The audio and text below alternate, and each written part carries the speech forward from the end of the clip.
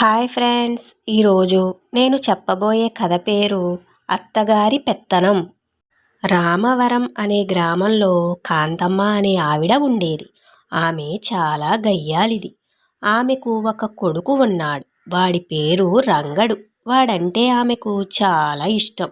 కానీ అడిగినవన్నీ ఇస్తే చెడిపోతాడని ఇచ్చేది కాదు. ఆ అలవాటు అందరి మీద కూడా చూపించేది.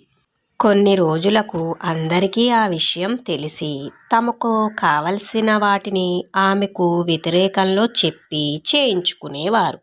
ఆపై నవ్వుకునేవారు. ఆ విషయం భర్త చెప్పినా వినిపించుకునేది కాదు. అలా జరుగుతూ ఉండగా రంగడికి పెళ్ళీడు వచ్చింది. అదే గ్రామంలో విజయ అనే చక్కని పిల్ల ఉండేది. ఆమె అంటే రంగడికి చాలా ఇష్టం. కానీ ఆ విషయం తల్లికి తెలిస్తే విజయతో పెళ్లి జరగనీయదని, స్నేహితుల దగ్గర విజయతో తనకు పెళ్లి ఇష్టం లేదని చెప్పాడు. ఆ విషయం కాంతమ్మకు తెలిసింది. విజయ తల్లిదండ్రులతో మాట్లాడి రంగడికి విజయకు పెళ్లి చేసింది.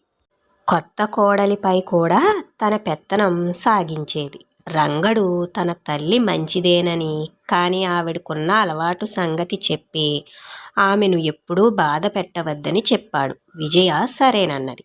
కాంతమ్మ ఏది చెప్తే అది చేసేది. అప్పటి నుండి విజయ తన ఇష్టాయిష్టాలు అత్తకు తెలియనిచ్చేది కాదు. ఒకసారి విజయకు కాకరకాయ కూర తినాలనిపించింది.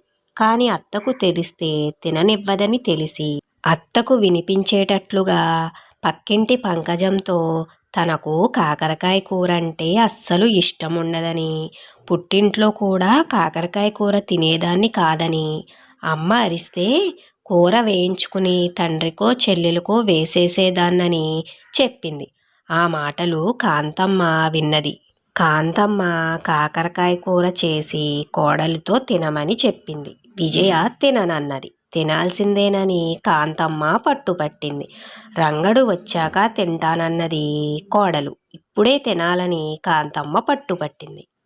విజయ ఏడుస్తున్నట్లు నటిస్తూ కూర ఇష్టంగా తిన్నది. అలా తనకు కావలసిన వాటిని కోడలు సాధించుకునేది. కొద్ది సంవత్సరాల తర్వాత కాంతమ్మ జబ్బు చేసి చనిపోయింది. అప్పటి నుండి విజయ తనకు ఏం కావాలో తను చేసుకునేది. ఎలా ఉంది ఫ్రెండ్స్ ఈ కథ? మీకు నా కథలు కనుక నచ్చినట్లయితే నా వీడియోస్ని లైక్ చేసి, షేర్ చేసి, సబ్స్క్రైబ్ చేసుకోండి. Thank you.